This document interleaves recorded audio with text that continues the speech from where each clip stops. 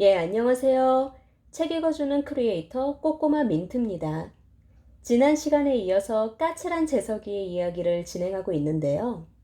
오늘은 재석이의 아버지의 이야기를 담은 한량 아빠의 추억이란 제목으로 재석이의 가족이 어떻게 살아왔는지 핵심적인 부분만 읽어보도록 하겠습니다.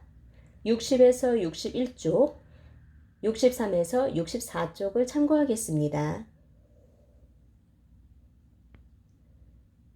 아빠도 열심히 일해본 적 있을까?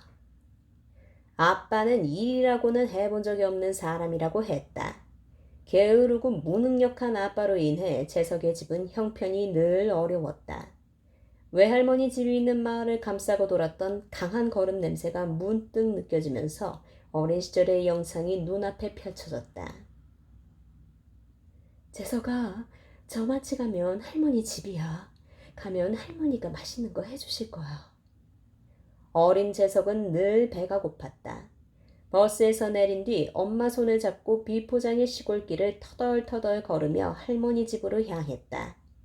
구불구불한 농가의 소로에 들어서자 70년대 새마을 운동으로 초가를 벗겨내고 슬레이트를 씌운 집들이 나타났다.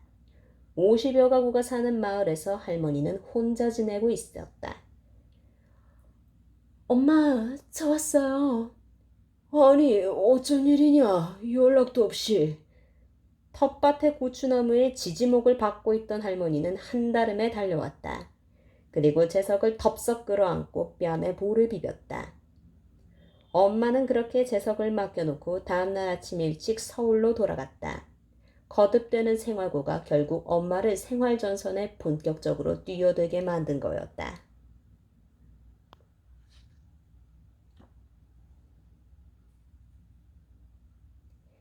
할머니는 옛날 이야기하듯 아빠에 대해서 말했다. 너희 아빠는 부잣집 아들이었어. 아주 어린 시절이라 기억도 나지 않았다. 집안이 우리하고는 아주 달랐지. 그런데도 니네 애미가 결혼을 하겠다고 그래서 처음에는 말렸는데 아이고 썩을 년. 그렇게 부득부득 결혼하겠다고 하더니 꼴 좋게 됐지. 할머니에게도 깊은 마음의 상처가 있는 듯 했다.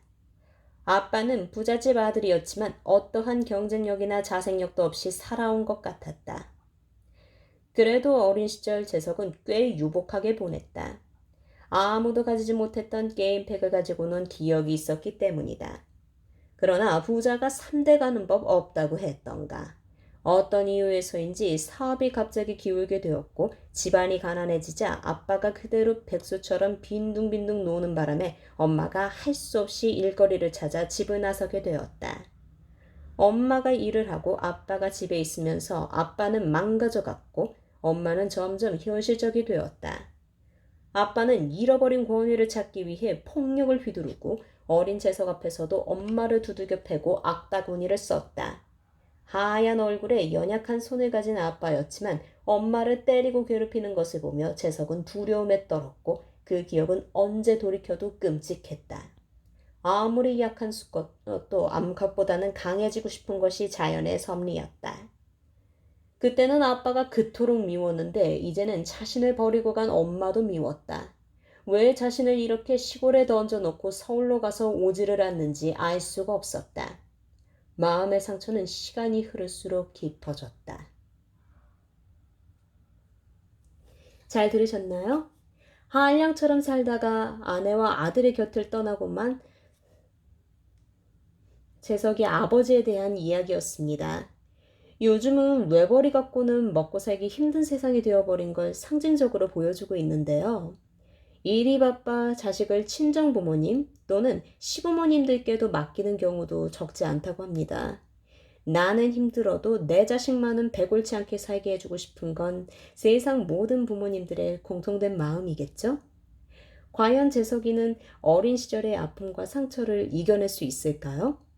다음 시간에는 이어서 까칠한 재석이가 사라졌다의 에피소드 중 데미안이란 제목으로 여러분들께 인사드리도록 하겠습니다. 목소리가 마음에 드신다면 좋아요와 구독 눌러주시면 감사하겠습니다.